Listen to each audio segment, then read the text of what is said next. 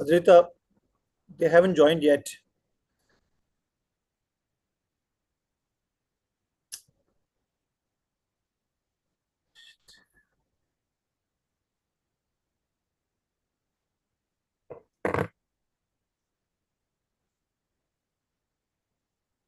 Just make Adrita co-host.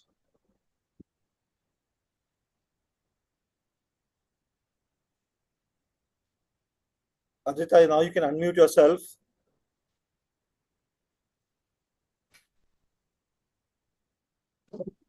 Yes, hi, they're just joining. Okay, we'll start now, in the next minute. She's joined. Just make a co-host, Archana.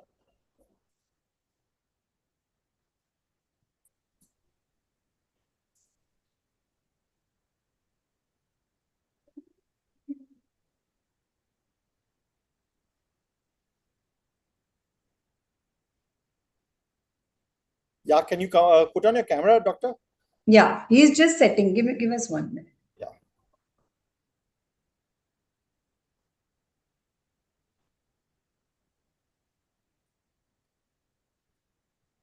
Yeah, Archana, we can start, huh? Yeah. Private Hi, call. Dr. Sonal, can you please turn on your camera? Yeah, she's starting. We're going to start now in the next second, 2 seconds.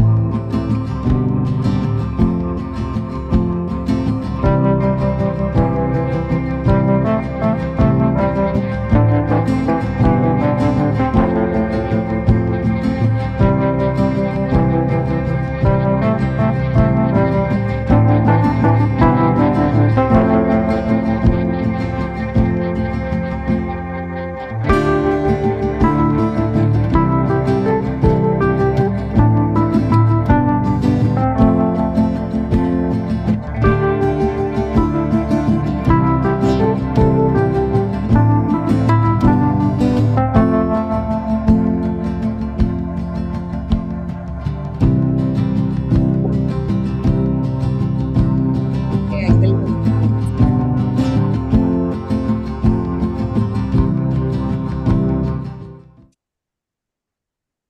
Hello and welcome to Health Live at Seniors Today.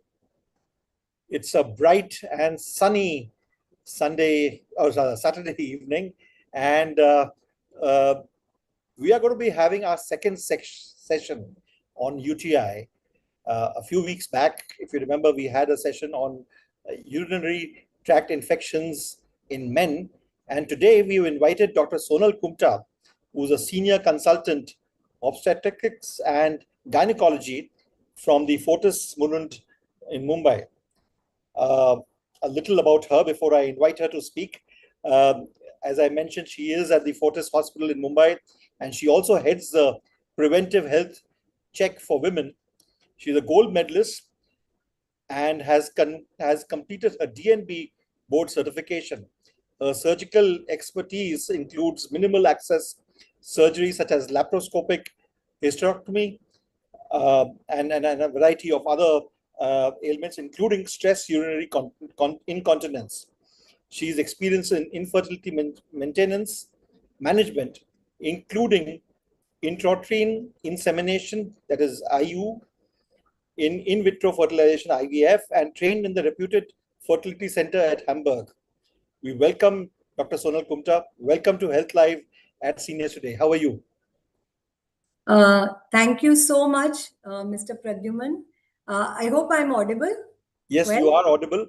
Okay. So, those of you who've joined in would be aware that the May 2026 issue of Seniors Today has a special coverage on UTI, and where we had Dr. Somin Dey, who had taken a session earlier on the same subject. But given the way the subject is, we decided to break it up into UTI for men and UTI for women. And today we have invited Dr. Sonal Kumta to take a session on UTI for women. And those of you who are there here, do note that sessions like these are advisory in nature. In case you have a specific concern, you should speak to a qualified medical practitioner in your city and town, and visit them.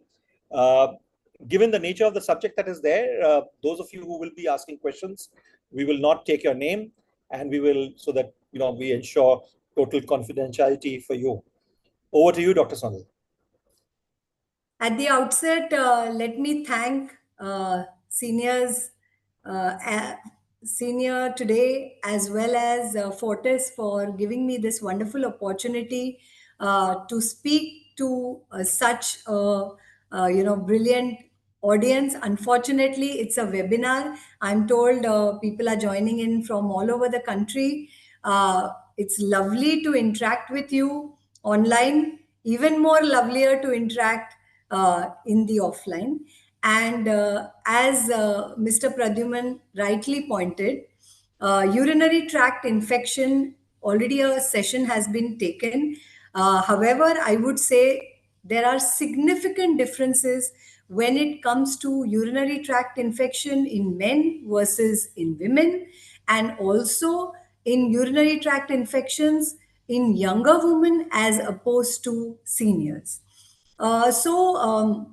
Let me start by giving some pointers, some things that will kind of be a baseline, and I'm very happy to take questions once whenever you all are ready to ask them.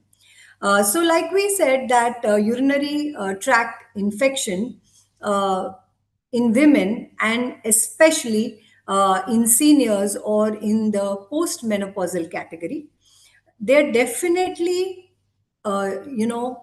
very important to tackle. At the same time, there are certain specific things that one must know. Post menopause, it's the estrogen level in your body. As you know, there are ovaries that produce estrogen, and it's the estrogen levels in your body that decline, and that makes the lining of the urethra, the urinary bladder, extremely sensitive, extremely delicate, making it much more easier to get infected. Uh, so one must know that the urinary tract consists of the kidneys, the ureters or the pipes that carry urine from the kidney through to a urinary bladder, and then the urinary bladder takes it out of your body through the urethra. That's the basic. So also in elderly women, apart from the estrogen depleting, it's the thirst sensation that gets reduced. A lot of seniors are very worried to drink a lot of water because then they are concerned about having comfortable clean washrooms to void. And also, sometimes they are riddled with urgency problems, like once they feel a sensation to pass urine, they must go, and hence they reduce water intake also, and that makes them a little bit more prone to urinary infection. The third thing is that the musculature of the body, the entire body, the musculoskeletal system, is now becoming weaker, and so also the bladder muscle. So the bladder muscle is called the detrusor muscle, and its ability to contract and throw out the urine completely gets reduced. So in effect, what happens? Even when the woman goes to pass urine, she may not empty her bladder completely. And there will be some amount of urine still left inside, that is called as a post-void urine. Any water that's remaining inside, stagnating, is an excellent source for growing of organisms or growing of infection. So whenever there is this post-void urine left inside, it's likely to get infected much, much more often. And the last thing I would say are the mobility issues. The elderly are always facing certain issues. They may not be able to rush to the bathroom. Sometimes they have, some fractures or something else that makes it difficult to walk. So please remember that getting a urinary tract infection in the elderly age group or in the postmenopausal group more common is really not your fault, but it's just the biology, or it's just the physical changes that are occurring in your body which are making you more prone. I say this specifically because a lot of patients will hesitate to talk about this. They will hesitate to discuss it. They'll be embarrassed, and that kind of worsens the situation. They start blaming themselves that the moment they will complain, someone, their youngsters or the children will tell them, Mom, you're not drinking enough water, and that's why this is happening to you. So please understand that that may not entirely be the case. So what are the risk factors? Who are the women who will be more prone? As I said, post menopause, depletion in estrogen is one of the strong risk factors. Also, I would say diabetes. A lot of our elderly or a lot of our seniors will already have diabetes, or they may be on medications like dapagliflozin, which make the chemical in the tablet makes one throw out the urine, the glucose in the urine. So as a result, there is a lot of glucose that is being passed out in urine. Now, as we know, sugar or glucose is again another excellent source of infection. So when they are on these kind of drugs, they will be more prone to get urinary infection, and they should not hesitate to discuss with their diabetologist or the gynecologist as to this is the problem when they have started taking this medication. Also, chances of vaginal infection because of reduced mobility, inability to go to the washroom, repeated use of diapers, or even some elderly women might have this problem where they have a bit of incontinence. That means what? Whenever they cough, sneeze, lift up anything heavy, laugh loudly, they may pass a little bit of urine, causing that area to remain wet. And the more the area remains wet, the more likely it's going to get infected, not just the urinary tract infection, but also the genital or the vaginal infections. And one very, very common infection is the fungal infection or candidiasis or thrush. So, here I would like to highlight, and I often tell my patients that first of all, they need to keep that area dry. So if they have complaints like stress incontinence or they are wetting their panties often, they need to discuss with the gynecologist or a urologist who will try to find a solution. The second thing is, lot of elderly women are used to washing the tract often. Every time they pass urine, they feel I must wash that area clean for hygiene purposes. However, the area is very delicate and it cannot be dried, or one would have to really rub that area to dry it, and that can be quite painful. So, what happens in effect? The wetness remains and they will get more and more infections. Also, when they clean themselves, it is very important to understand that the wiping cannot be from back to front. It needs to be done from front to back. Why? Because the anal tract or the motion region is flooded with lot of organisms, especially E. coli. And if these organisms enter the urinary tract, they are definitely likely to cause a infection. So these are some of the risk factors like diabetes, postmenopausal estrogen deficiency, sometimes not being drinking enough water or holding urine for a very long time, medications like dapagliflozins for sugars, and improper hygiene practices. These could be some of the risk factors, and if we avoid these risk factors, very often we may avoid the number of infections you may have in the senior age group. So how would one know? What are the symptoms? कैसे पता चलेगा कि we have developed a urinary infection? The commonest symptom for urinary infection could be burning in that region, or it could be, some sort of itching over there, or one may feel like passing urine just when they have finished passing urine. So there's a tendency to go to the washroom repeatedly. And when you sit on the pot, hardly any urine is coming out, but you again feel that sensation of wanting to pass urine repeatedly. Also, the urine might be more cloudy and it may be having a very dark color or a strong odor. These are some of the ways that you may realize that you're going to come down with a urinary infection.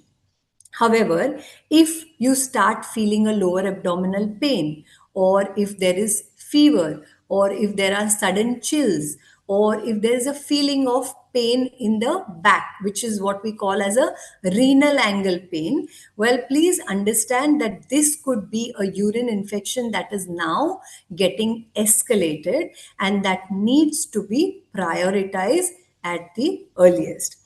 However, in elderly populations, sometimes we may not see these typical symptoms and we may see some atypical symptoms. What could they be? Well, they might be suddenly a elderly person who's otherwise, perfectly normal, suddenly starts appearing very confused or disoriented, or they feel extremely weak, extreme fatigue for no obvious cause, or they may suddenly feel giddy and feel like they may faint. So these could be, a feeling of not being well. These are the atypical symptoms, and in such situations also, I would urge not just the person themselves, but the people around them, or the caregivers, or their relatives, who need to highlight and figure out if they have developed any kind of urinary infection.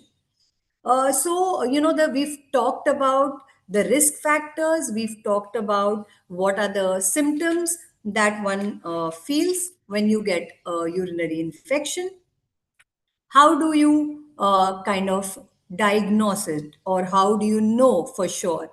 So an excellent practice would be, when you face any symptoms, it is always better to meet a specialist. Like, you could come to a gynecologist, or you could go to a urologist if they are willing to examine you, because it's very important for a woman with these symptoms to distinguish between, is she facing a urinary infection, or is she facing a vaginal infection or a reproductive tract infection? Because the treatment for both of them will be very different. In case of a genital infection, reproductive tract infection, we may see a discharge. The discharge could be specific in color, like cheesy white or yellowish or greenish discharge. And along with that, usually is associated a very bad foul odor and intense itching. If we see a discharge, we are able to tell usually what is the cause, and we would treat you accordingly. Or we may take a swab, we may take a little bit of discharge and send it for a culture. If we don't see any kind of genital infection, then definitely the symptomatology, your history will point to a urinary tract infection, and then we would definitely at the earliest get a urine routine examined.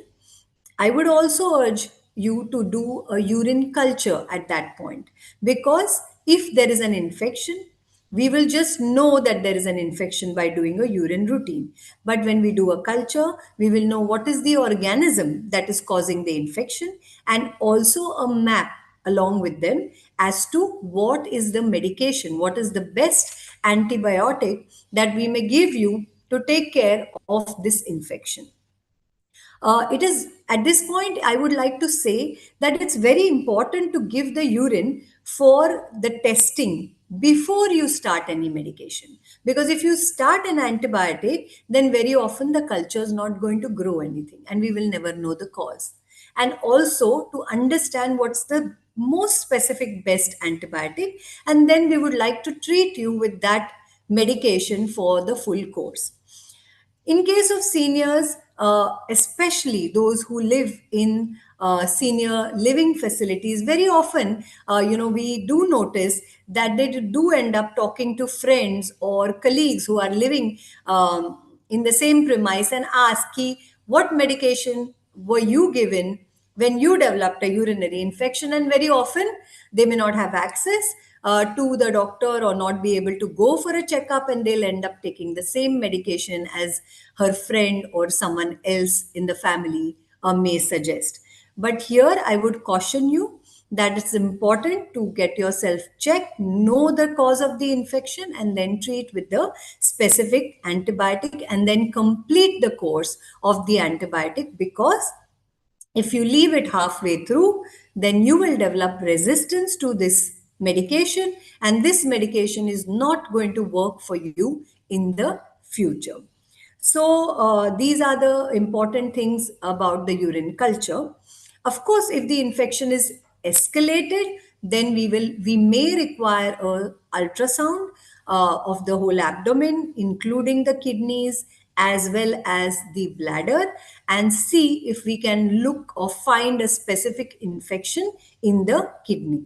And if there is an infection in the kidney, this requires very prompt treatment, and one will have to be admitted, started on IV antibiotics, and on a war footing, we will have to make sure that this infection doesn't spread into the whole body, because as a senior citizen, your immunity is going to be low, and the infection can just get flared up. So I would say, this is in a nutshell about urinary tract infections. And just, one small tip or point on asymptomatic bacteriuria. Now, what is that? Sometimes, especially with the postmenopausal women or senior category, I have seen that very often when they do a urine checkup and they come with the report, we often see a lot of bacteria, but they do not have any symptom. Like they don't have any burning, they don't have frequency, they don't have any other symptom of a urinary infection. However, there is always some bacteria lurking there. Now, here I would also like to highlight on how to collect your urine sample when you want to give it for testing. It is called as a midstream sample. What does it mean? For women, especially, the urine is going to be touching the vagina or the labia when it comes out, and this area is loaded with organisms. So, a lot of times, even when they do not have an infection, the urine report will show a lot of bacteria. They end up endlessly going to the doctor. The doctor sees that there is a report which says bacteria plus and starts on an antibiotic. The antibiotic is taken completely or incompletely. They develop resistance, and sometimes, they just get resistant to most of the antibiotics, and actually when they have an infection, there's nothing much left to treat them. Let me go back to how to collect the urine. So I would like to urge everyone that let us understand the correct practice of collecting urine. So what is a midstream sample? So if you are able to squat on the floor or squat, then you should sit down, separate the labia, not collect the first part of the urine sample, not collect the last part of the urine sample, collect the mid part of the urine sample, which is called as a midstream clear catch. So we are making sure that the urine is directly dropping into the pot which you are going to collect. It's better to have a sterile container, and this urine should try to reach the pot without touching anywhere else. So leave the first part of the urine, leave the last part of the urine, and collect the midstream sample, and make sure you close this bottle tightly and make sure it reaches the lab at the earliest, and ask for a urine routine as well as a culture and it should be taken in a sterile bottle that is provided by the lab wherever you are going to give the urine sample. Also, one small thing on recurrent, urinary tract infection. Very often, patients always also tell us that repeatedly I'm developing this urinary tract infection. So, especially in postmenopausal women, we know that the estrogen is reduced, and that makes their urinary lining extremely sensitive and delicate and susceptible to urine infection repeatedly. So, sometimes we do give medications to apply in the vagina which have hormones or estrogen containing to make sure that this lining becomes more stronger, so that it doesn't develop into a recurrent urinary infection. Also, we inculcate good practices like drinking enough water, making sure that you're not holding the urine for a very long time. Whenever you start developing symptoms like burning, try to take an alkalinizer like citralka or cranberry juice. And sometimes, rarely, we have to give low dose antibiotics for a longer duration for someone who has repeated urinary tract infections. There is no role of vaginal cleaning, vaginal douching by using certain products or chemicals or soaps. In fact, you may do more harm to this delicate tissue by all these practices rather than benefit for it. And the last thing I would like to say is, please don't wait. Please don't be too embarrassed when you develop these complaints. Please tell your relatives at the earliest. Please seek a doctor's appointment at the earliest. A urine routine test and a culture will very often clinch the diagnosis and help us treat you better. So that's my two bits on urinary tract infection in women, especially for the postmenopausal group. And I would be very happy to take any questions that you will have. Thank you very much, Dr. Sonal Kumta, for a very comprehensive opening note. And I think you've answered most questions, I would say, but there are still a few which have come in, and I'm going to take them here. So I'm not going to, as I mentioned earlier, I'm not going to take names, but those of you who would like to ask questions, feel free to ask them. So there's one question which is, मुझे रात में 4 बार उठना पड़ता है urine के लिए रात में I got the question. So they are disturbed at night. They need to continuously wake up to pass urine. So in the start, that's what I outlined, that it is not your fault. First of all, you must understand it's the anatomy, the structural changes that are happening. And as with aging, we accept so many things, right? So the capacity of the bladder is going to go down. The ability of the muscle, that is the detrusal muscle, which contracts to push out the urine completely, that muscle gets weak. So some part of urine may stay inside. And it might be possible that sometimes they have lost complete control over their voiding, and then they may pass a few drops of urine, and that makes them extremely uncomfortable. So, what are the tips? Drink enough water. Try to drink more during the day, less towards the late evening. Make sure you practice voiding often, because every time you go to pass urine, without realizing what you're doing is you are contracting and relaxing your bladder muscle. As we know, any muscle in your body will stay healthier if you repeatedly contract and relax it. So, similarly, if you go to pass urine every 1.5, 2 hours during the day, you're making your bladder stronger actually. Also, I would urge women to practice Kegel's exercises. It's easily done, it's very simple to understand, and even in yoga there are mudras where they can practice, so whereby they will increase their capability to hold urine. And of course, they number of times they will wake up in the middle of the night will be much more than in younger days. So I would say, accessible bathrooms or some kind of lights which are easily for them to put on, or some help if they, because that if they have, then their confidence in themselves is higher. Because however much we grow up, we do understand that our body is now aging, but this can be a terribly embarrassing, and it can be a very socially awkward situation where you have grandchildren at home, or you have your kids, son and daughter-in-law, someone living, and then the fact that, oh, I have passed some urine in the bed, or I've wetted my clothes at night, and it can become a very, very not so happy situation for the person. Right. Thank you. We have a question which reads, can urinary incontinence surgery be done a second time? Okay.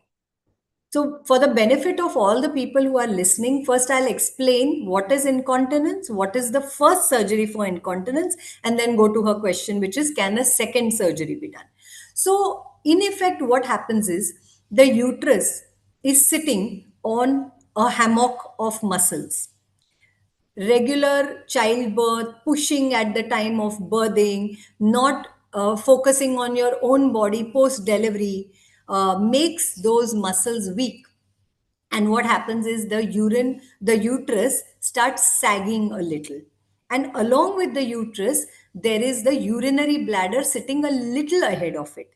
And there is a loss of support in that area too, and the angle between the urinary bladder and the urethra changes. And as a result, that support is gone. So now, whenever they cough a bit, sneeze a bit, or they would laugh, have a joke, go for a walk down with their friends, there might be a sudden few drops of urine that will come out. And this is called as stress incontinence. We have a very beautiful procedure for this, and it is called as a transobturator tape surgery. So, just like some of you may have heard of a hernia, which is a weakness in a muscle, and we take a tissue from outside the body, like a mesh, and place it there to give support so that the internal organs don't come out. Similarly, just below the urethra, we can place a surgically, we can place a tape. This tape acts as a hammock below the urethra, and it gives more support to the urinary bladder and the urethra region. It's a very technically a very skilled surgery, but it can be done from the vaginal route. So there is no opening of the abdomen or anything required. It's a fairly easy to recover procedure. There aren't major contraindications, and we place a tape just below the urethra and attach it on the sides to two bony structures. As a result, just like a purse string, the purse string can be pulled or tightened when you don't want anything to fall out. Similarly, this tape can be tightened. It happens automatically, and the urine won't leak when you give pressure on the abdomen. However, when you want to actually pass urine, the tape is relaxed, and just like a purse string can be opened and you can take out money from it or whatever your contents, similarly, the urine can be passed as per desire. So this surgery is called a stress urinary incontinence surgery, and this surgery can be easily done. So what our viewer is asking is, can this surgery be repeated? Meaning what? It was done once. The person must have had good relief for a number of years, and then the tape kind of either slips out or weakens, or of course any structure, even if it's not a biological tissue, it's coming from outside, still has a life. So it would have about 7 to 10, maximum 15 years of life, and this tape can weaken. Now, a redo surgery in this region is definitely going to be more skilled and will require more expertise. But this has to be case to case studied. We may have to examine her. We may have to find out, has the tape weakened? Has it come out? Can it still be salvaged? And then we take a judicious call whether we want to remove that earlier tape and then replace another one, which is a fresh one, which may give a lot of benefit. Right. Thank you. We have a question which says, Doctor, why do I find a few pus cells in the routine urine test? So I explained in a little while ago how to collect the sample for urine.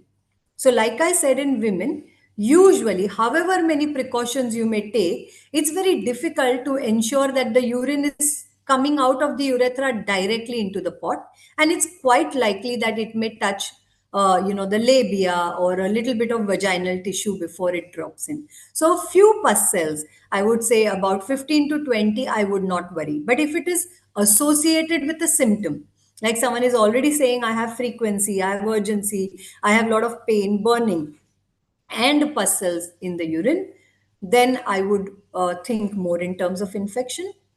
However, if it's just a report, then I would go more with the clinical diagnosis rather than just that report. Right. Thanks. We have a question which is, lady says, her urine is of yellow in color. Hmm. A comment that you would like to make on that? Okay. So dark yellow in color is what I'm assuming they're saying. Well, she has said pila color. Yeah. So normally when you are drinking water adequately, urine will have a lightish yellow tinge, but it will be more watery also.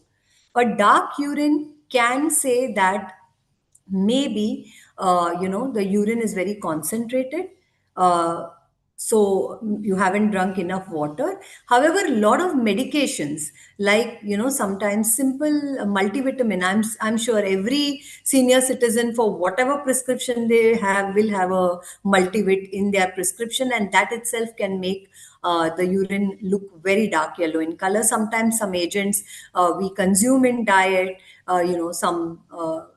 some chemicals, dyes, something may also make the urine more colored. Some medications like TB medications will give a very typical orangish yellow color to the urine. So need to rule out all those things first, that they are not on any of those kind of medications, and then worry about the color of the urine. A question that has come in is that uh, can uterus TB be made okay with medicines? Sorry, can I? Uterus TB, is that curable with medicines? Okay, it's totally not related to our topic, but any tuberculosis, first thing is we need a diagnosis. How do you come to the diagnosis? Tissue diagnosis is the best diagnosis, because it's very difficult to catch a TB bug and grow it in a blood or any other sample. It may take up to 6 weeks, and there are fantastic tests for tuberculosis diagnosis with the tissue. So we may have to take a sample from the uterus by doing a slight cleaning. That's called a DNC procedure. Get the endometrium, send it for a TB test, and if we find out that the tuberculosis test is positive, then definitely we have to give a medication course. Actually, my husband, I'm very passionate about tuberculosis, because my husband has been working on the cause of tuberculosis. He's also a doctor for the past more than 10 years. He works with the Gates Foundation, and he leads the tuberculosis program for the country. Okay. All right. We have a question that has come in, which is, should a urine sample be the first urine sample of the day? Is that ideally Yes. the case? So I would say that yes, given in case, that's a good option to get the first sample. Why? Because through the night, we are assuming that when you sleep at night, the number of times you would pass urine will be lesser. So urine will get more concentrated, and we'll be able to find, whatever the organism bug more easily. However, if one is having challenges in, so just to give you a simple example, if someone is collecting the first urine sample at say 5:30 or 6 in the morning, and you're not even going to get it to the lab by 12 or 1 o'clock in the afternoon because you don't have anyone to take it or whatever, I would say just go ahead with whatever urine sample is possible. at that time instead of delaying it by a couple of days, because then we might miss the bus. Right. We have one last question, which is, क्या urinary bladder में रसोली होने पर उसको remove करना पड़ेगा? क्या urinary bladder में क्या होने पर? Rasoli is I don't Okay. understand, but what are the issues which one needs to remove the bladder, if at all? Is a So usually the common problems with the urinary bladder, the commonest is infection, that is called cystitis, which can be a past part of the UTI. Stones in the urinary bladder, they are quite common, and really small stones can just you drink enough water, that's called hydrotherapy, or we may give IV fluids, and a small urinary stone can even pass off by itself. um, some other things, if one is seeing a mass in, especially in an elderly population, a growth or a mass in the urinary bladder, well, definitely I'll not recommend to leave that alone. That needs to be investigated. And we have a small telescope which is called as a cystoscope. uh, Cystocele is the bladder. So the telescope can go into the bladder. There is no need of any cut in the bladder or anything like that. It's a small telescope that can just walk into the bladder. We can visualize the bladder extremely well from inside, find out what is the thing that is causing the problem, and then treat it accordingly. Thank you very much, Dr. Sonal Kumta, for all the information that you've given and to address all the all the questions that have come in. Quite a few questions, and we have had around 180 odd people who are here, My plus God. around 600 who are watching it live on YouTube. Oh, Thank you once again, Dr. Sonal Kumta, for this yes. amazing So session. before we close, I would like to say that seniors are very, very dear to me, and I'm extremely lucky even at this age.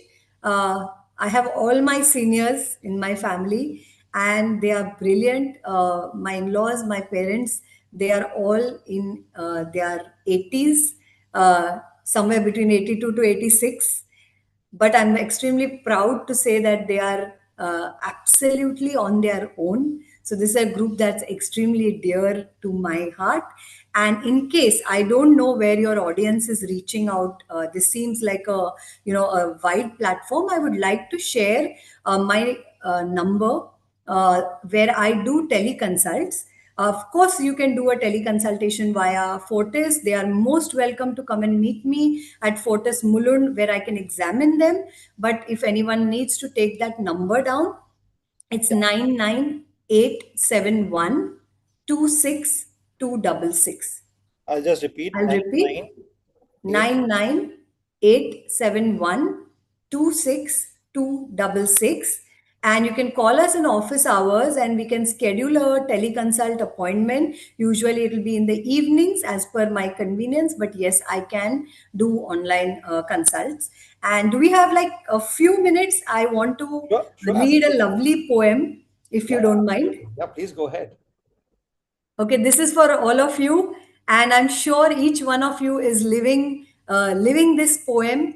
But let me read it out. It's something that I shared with my parents on Mother's Day and Father's Day. So here is how it goes. When wrinkles bloom and joints protest, don't teach the world, just give it rest. Even if you're right, and you very often are, unsolicited wisdom leaves a scar. Help only when someone pleads. Don't plant advice like stubborn weeds. Don't bubble wrap your kin from pain. Just love them deep and not explain.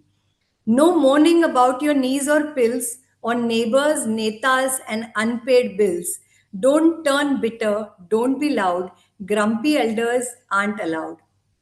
Don't expect your kids to bow. They love you, just not like wow. Gratitude's not their daily bread. It's us who dream it in our head. Avoid the dreaded elder speech in my time, or I did each. I'm older, hence I know it all. That's not wisdom, it's just gall. Don't waste your cash on youth's disguise. or creams or potions full of lies. Better to travel, dance, and roam than Botox your way back to home. Stay with the times, don't lag behind. Learn tech, expand your mind. Read the news, decode apps. Don't be the one who always naps. Do what you love while you still can. Be your own fan, your biggest stan. No guilt trips down memory lane. You did your best, and I'm sure you did your best. Now don't complain. Hold your pride, your grace, your name. Don't play the martyr's aging game. Keep giving love your finest art, and that's the only secret to a youthful heart. That's the only secret to a youthful heart. And I'm sure each of you are doing just this, and that's why each of you are so special to us. Thank you. This was a privilege to get a Amazing, chance to talk to all of amazing you. poem, Doctor, and thank you for reading it here. We've got a few requests already. In fact, there are so many messages that have come in, and there are so many hearts that are being put over here. Lovely poem. God bless you, Doctor, and beautiful. And I've Thank got you. one request from. Now I'll take the name, Mr. Satish Kalia. He says, print it in the magazine, please. Of course, we'll print it in the magazine. So please do send it to us, Dr. Sonal, through Yes, your PR team, and we will be happy to publish it. Uh, yes. Before you go away, Doctor, I'm going to just request our producer to play the video of our May issue. Do take a look at it. As I mentioned, well, Doctor has given a detailed presentation. There's an article over here which you can also read.